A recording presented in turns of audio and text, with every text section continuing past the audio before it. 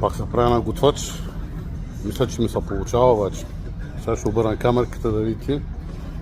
Тук в ремаркенцето си готвя. Доста пред ремаркенцето. Сега ще обърна да видите. Какво ще кажете, Има чушчета, пилешко месо, гъбки. Тук запичам малко чушчици, чеснъче. Пак ще ги фърля тук. Ще стане супер. Здрасти, банда. Пак правим разходчици.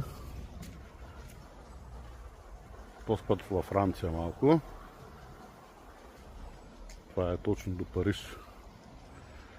Тъй, че